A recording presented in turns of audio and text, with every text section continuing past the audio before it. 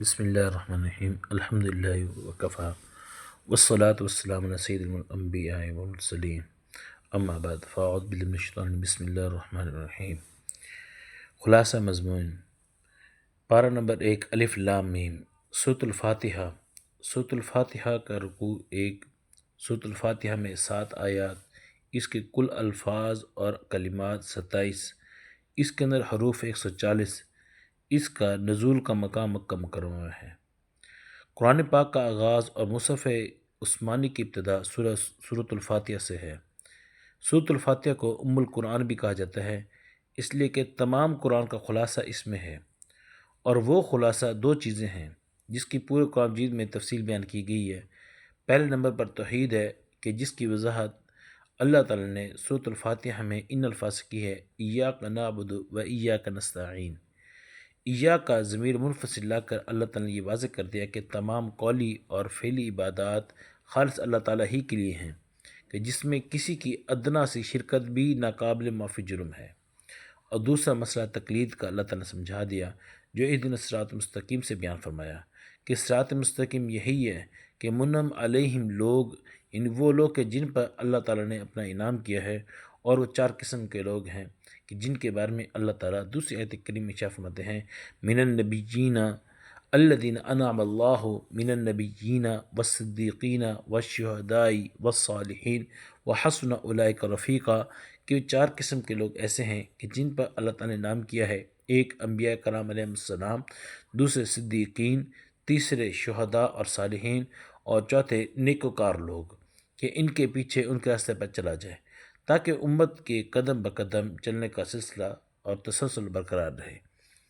تو جس تسلسل کی طرف اشارہ امام بخاری رحمۃ اللہ نے ان الفاظ میں کیا ہے، ائمۃ نقتدی بمن قبلنا ویقتدی بنا من بعدنا، یعنی پہلے ائمہ کی تقلید اور پیروی ہم کریں گے اور بعد والے ہماری کریں گے۔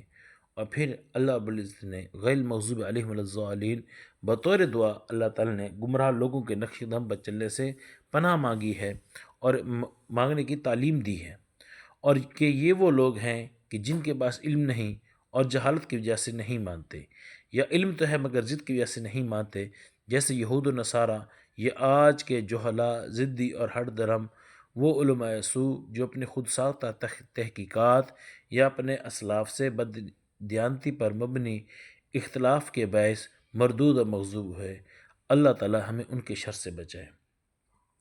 اب کچھ مسائل میں سے مسائل یہاں پر ہیں سورۃ الفاتحہ کے ضمن میں، کہ پہلے بات یہ ہے کہ سورۃ الفاتحہ نماز کا اہم جزو ہے۔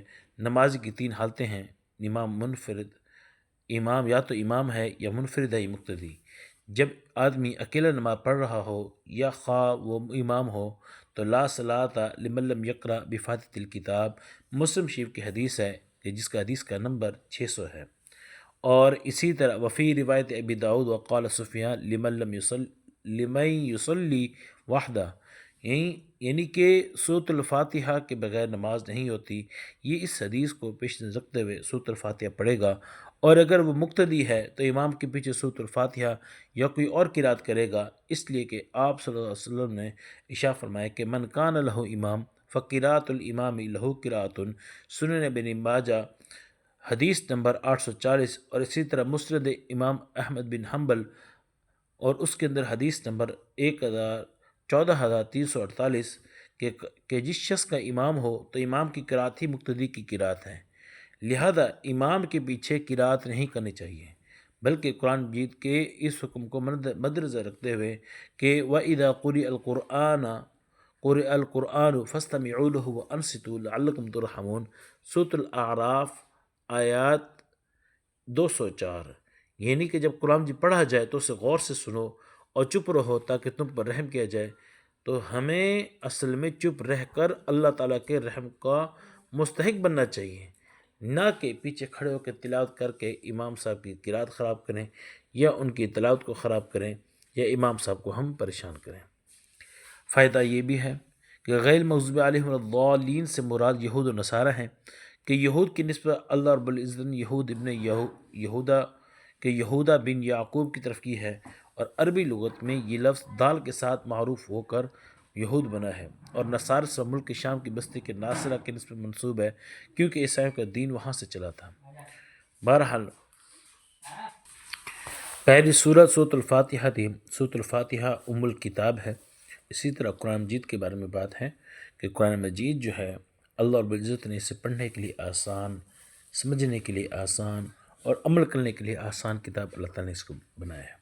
قرآن مجید اپنے تمام تر معجزات کے ساتھ قرب قیامت قیامت کے بعد بھی یہ معجز کتاب رہے گی، اور یہ معجزے والی کتاب ہے کہ اللہ رب العزت نے اس جیسی کتاب نہ اس سے پہلے نازل کی نہ اس کے بعد نازل کرے گا، اور یہ تمام الہامی کتاب میں سب سے آخری کتاب ہے۔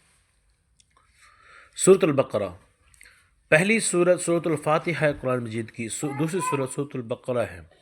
سورۃ البقرہ کے کل رکوع 40 ہیں، کل آیات 286، اس کے اندر الفاظ و کلمات 6121۔ سورۃ البقرہ کے حروف 25500۔ سورۃ البقرہ کا نزول کا مقام مدینہ منورہ ہے۔ سورۃ البقرہ کی ابتدا اللہ رب العزت نے الف لام میم سے کی ہے۔ الف لام میم حروف مقطعات میں سے ہے، جس طرح کہ قرآن مجید میں سورہ یاسین، اسی طرح نون، اسی طرح طا سین میم، اسی طرح حا میم، اسی طرح حا میم عین سین قاف۔ تو یہ وہ حروف ہیں جن کو حروف مقطعات کہا جاتا ہے، یعنی وہ حروف کہ جن کو کتا کتا کر کے تھوڑا تھوڑا کر کے پڑھا جائے، ان حروف کو حروف مقطعات کہا جاتا ہے۔ باقی ان کے معانی اور مطالب بس اللہ رب العزت ہی بہتر جانتے ہیں۔ اس صورت کا نام سورۃ البقرہ رکھنے کی وجہ، اس صورت میں اصل میں گائے کا واقعہ کا تذکرہ ہے، اس لیے اس کا نام سورۃ البقرہ رکھا گیا ہے۔ یہ واقعہ آگے آئے گا انشاءاللہ۔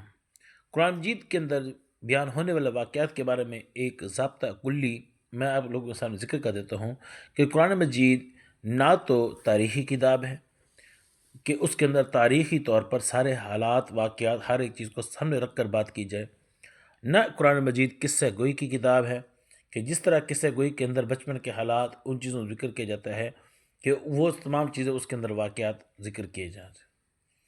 اور اسی طرح قرآن مجید کوئی کہانی کی کتاب بھی نہیں ہے کہ کہانیوں کے شروع سے لے کر آخر تک اس کے بعد کو مکمل طور بیان کیا جائے، بلکہ قرآن مجید میں جہاں جہاں ان جیسے حالات واقعات کا ذکر ہے تو ہدایت کے طور پر ذکر ہے کہ کس بات سے، کس واقعے سے ہدایت کا تعلق ہے، کس واقعے سے اس سے ہدایت کی سے روشنی نکلتی ہے، اللہ رب العزت نے اس کو ذکر فرمایا اور انبیاء علیہ السلام نے اس کی وضاحت کر کے بیان فرما دی۔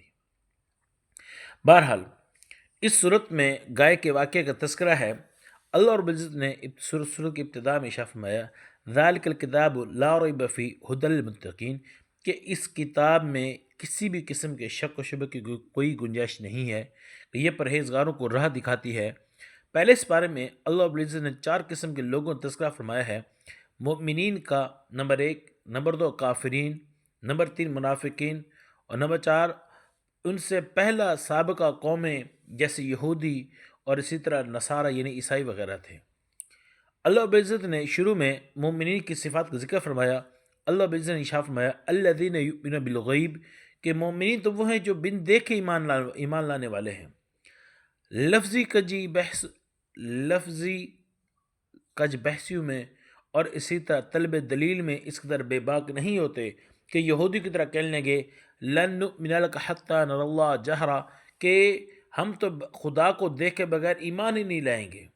تو یہی بات ہے، اہل سنت والجماعت عوام الناس کو یہی تعلیم دیتے ہیں کہ ایمانیات میں سے بات ہے کہ بن دیکھے اللہ رب العزت پر ایمان لایا جائے، اور نہ اہل لوگوں کو تمام معاملات میں بالخصوص دینی معاملات میں اہل علم لوگوں سے الجھنے سے گریز کرنا چاہیے، اور ایمان والوں کی صفات ایمان بالغیب، ایمان علی الآخرہ رکھتے ہوئے نماز، روزہ اور زکوٰۃ کی پابندی کرنی چاہیے۔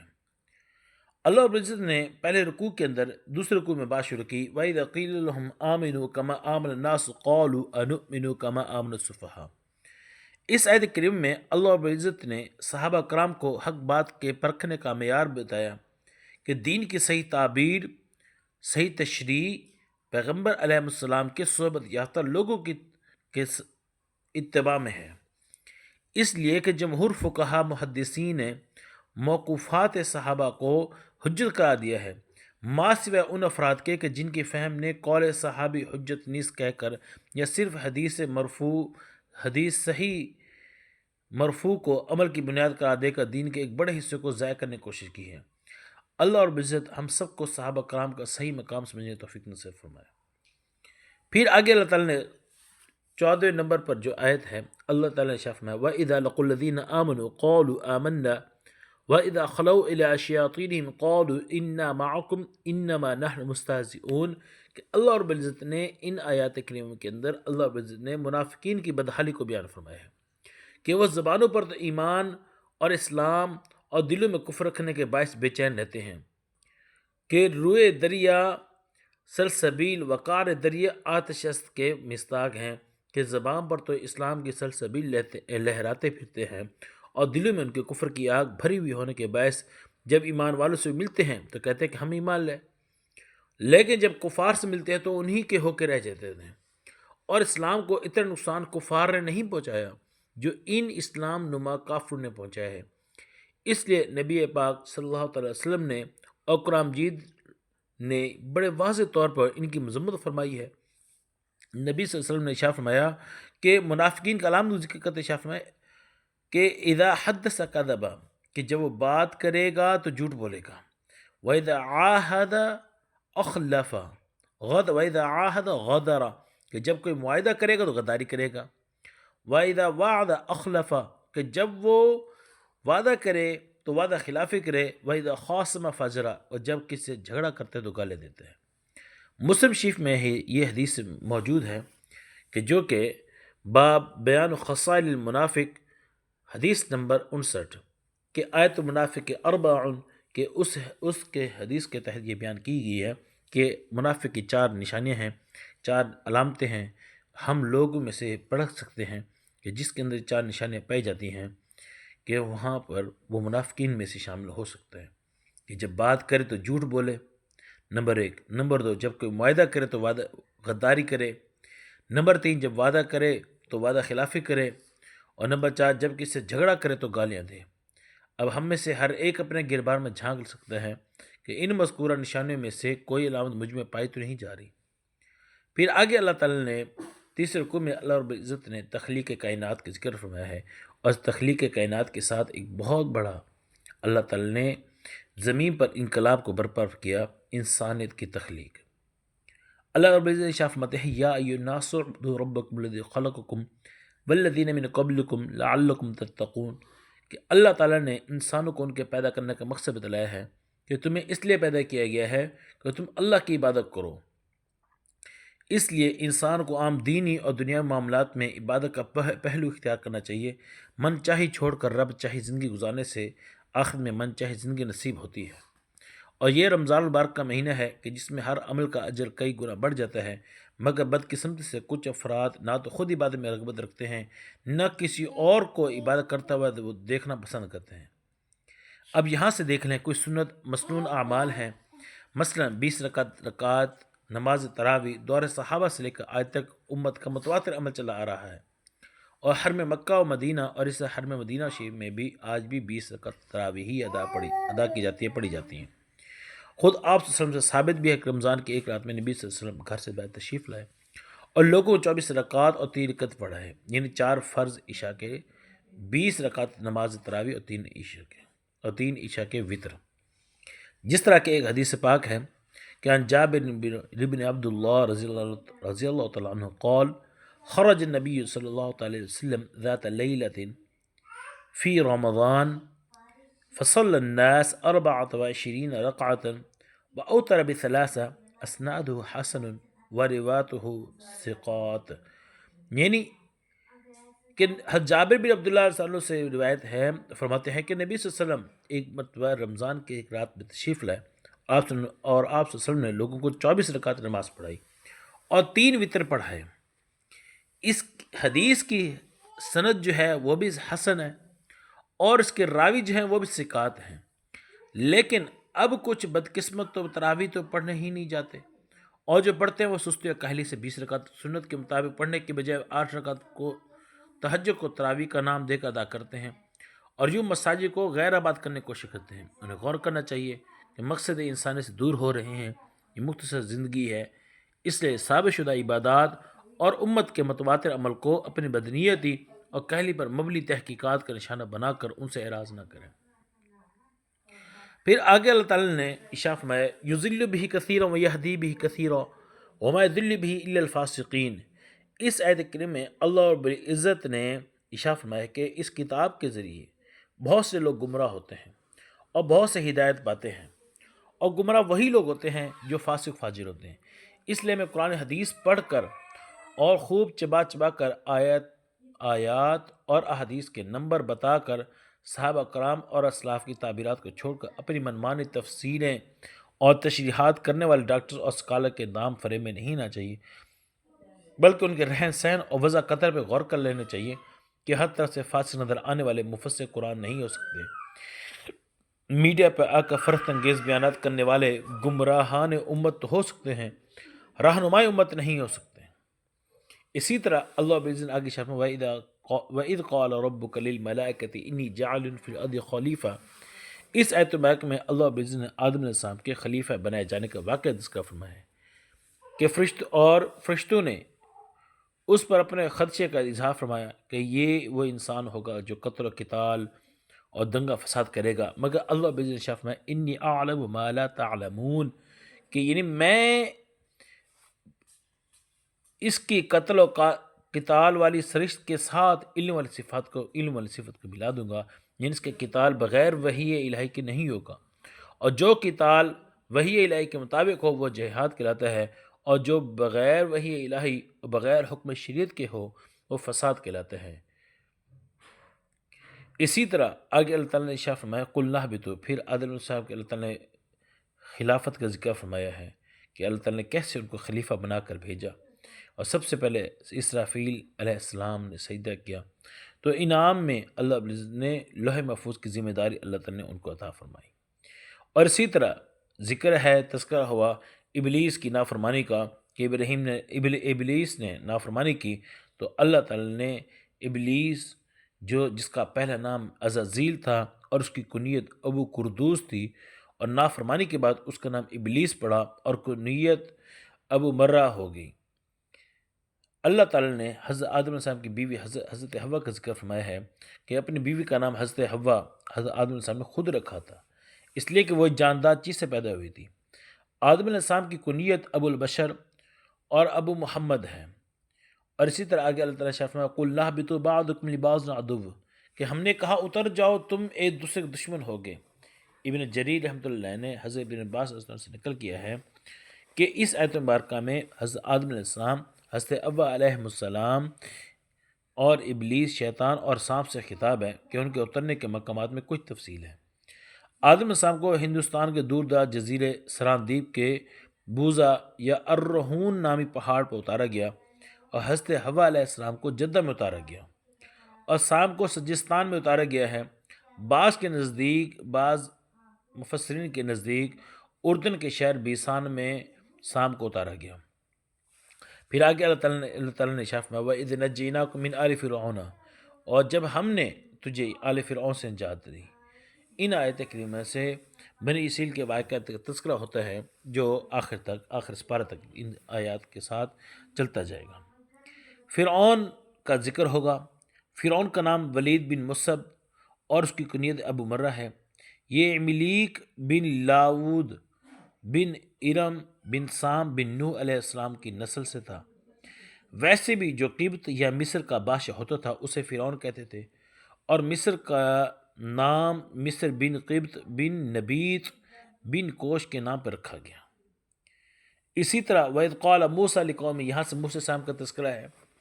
موسیٰ سے مراد یہاں پر موسیٰ بن عمران ہے۔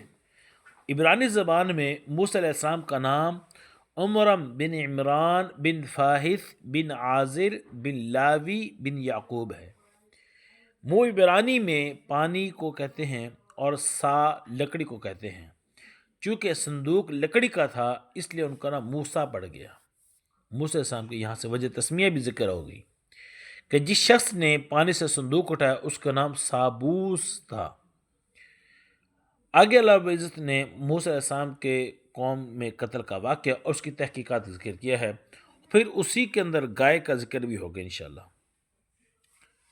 موسیٰ علیہ السلام کی قوم میں ایک آدمی کا قتل ہوا، اس کا قاتل معلوم نہیں ہو سکا، تو اس کا قاتل معلوم کرنے کا طریقہ اللہ تعالیٰ نے یہ بتایا کہ تم گائے کو ذبح کرو،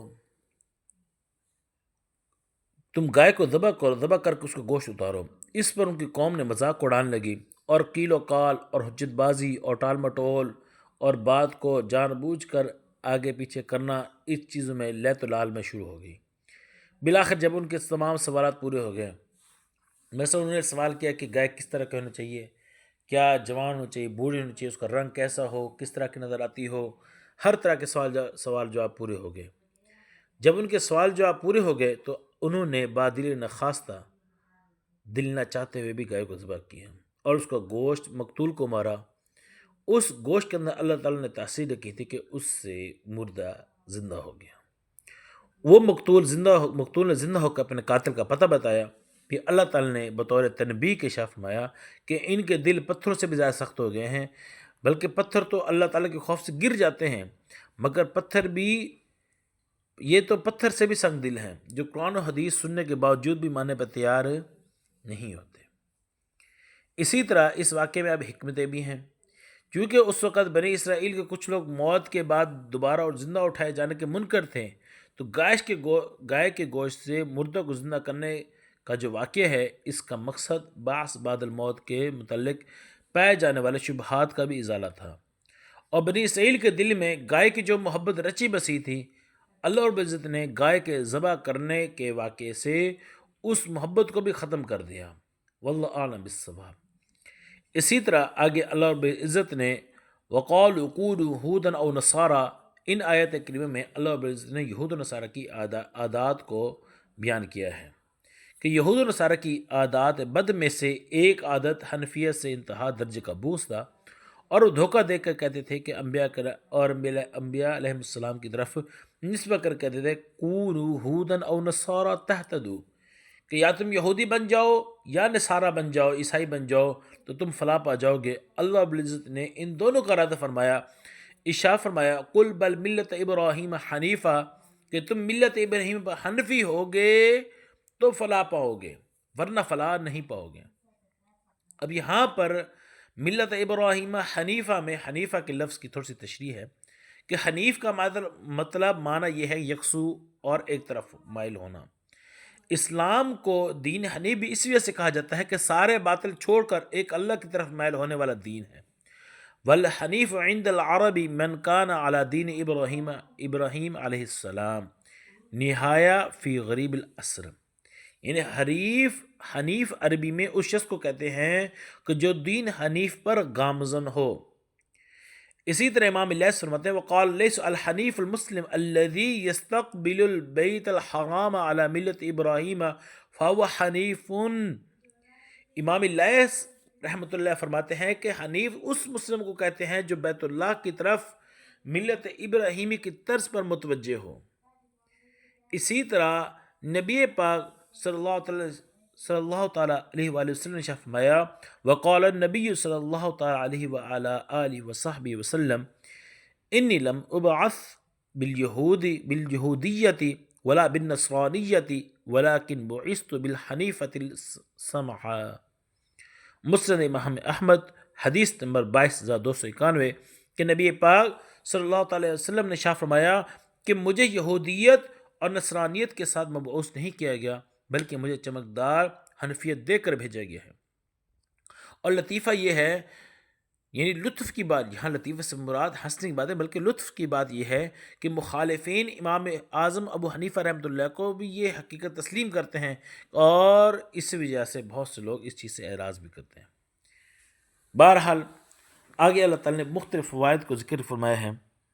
اسی طرح مختلف آیات کے اندر اللہ تعالیٰ نے مختلف چیزوں کو بیان کیا ہے، مثلا اوکلما عاہدوا عہدا نبذہ فریق منہم، اس آیت کریمہ میں اللہ رب العزت فرماتے ہیں یہ وہ لوگ ہیں جب کوئی بدعہدی کرتے ہیں تو ان کی ایک نہ ایک جماعت اسے توڑ دیتی ہے۔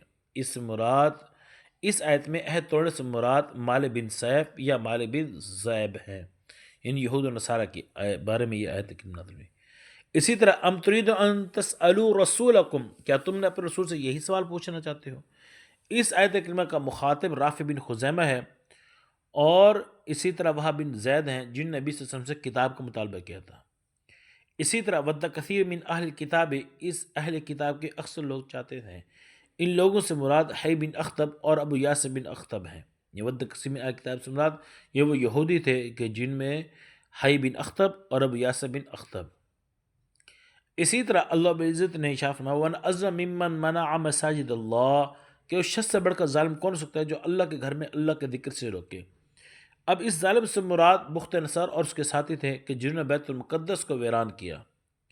اور اسی طرح وقال الذین لا یعلمون لولا یکلمنا اللہ، کہ اس طرح جاہل لوگ کہتے ہیں کہ اللہ ہم سے خود باتیں کیوں نہیں کرتا۔ تو اس جاہل سے مراد رافع بن حرملہ اور یا کفار عرب ہیں۔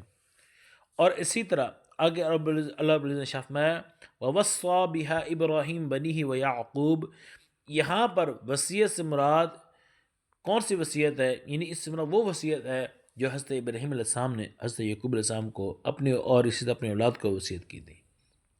بہرحال حضرت ابراہیم علیہ السلام کے بیٹوں کے نام، ان کے 13 بیٹے تھے حضرت ابراہیم علیہ السلام کے۔ نمبر 1 حضرت اسماعیل علیہ السلام، نمبر 2 حضرت اسحاق علیہ السلام، اور زیادہ تر مشہور یہ 2 ہی ہیں۔ باقی جن کے بارے میں ہے ان کے اولاد تو تھی مگر زیادہ شہرت کو نہ پہنچ سکے۔ اللہ رب العزت نے ان 2 انبیاء کرام السلام سے اولاد کا سلسلہ، اور اسی میں سے اللہ رب العزت نے انبیاء کرام علیہ السلام کو بھیجا تھا، تو اس وجہ سے یہ 2 زیادہ ہی مشہور ہوئے۔ بہرحال حضرت ابراہیم علیہ السلام کے 13 بیٹے تھے۔ نمبر 1 حضرت اسماعیل علیہ السلام، نمبر 2 حضرت اسحاق علیہ السلام، نمبر 3 حضرت مدر علیہ السلام، اسی طرح نمبر 4 حضرت مدین علیہ السلام، نمبر 5 حضرت یقشان علیہ السلام، اسی طرح نمبر 6 حضرت زمران، پھر اشبق، پھر شوح، اسی طرح ماضی بن نافس، اسی طرح قیشان، اسی طرح شروخ، اور اسی طرح نمبر 13 امیم۔ یہ وہ 13 بیٹے تھے جو حضرت ابراہیم علیہ السلام کے تھے۔ حضرت اسماعیل علیہ السلام کے بیٹوں کے نام اسی طرح اللہ تعالیٰ نے حضرت اسماعیل علیہ السلام کا ذکر کیا ہے، تو ان کے بیٹوں کے نام یہ تھے۔ حضرت اسماعیل علیہ السلام کے 12 بیٹے تھے۔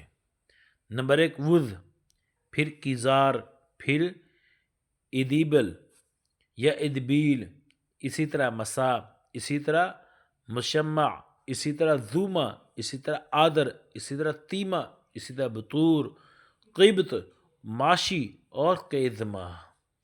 یہ ان کے بیٹوں کے نام تھے۔ بہرحال یہ آج کا سبق تمام ہوا۔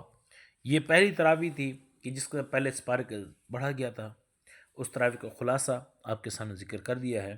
یہ پہلے سپارہ تھا۔ انشاءاللہ کل ہمارا سبق نمبر 2 پارہ سیقول السفہاء ہوگا انشاءاللہ۔ اللہ رب العزت عمل کرنے توفیق نصیب فرمائے۔ السلام علیکم ورحمۃ اللہ وبرکاتہ۔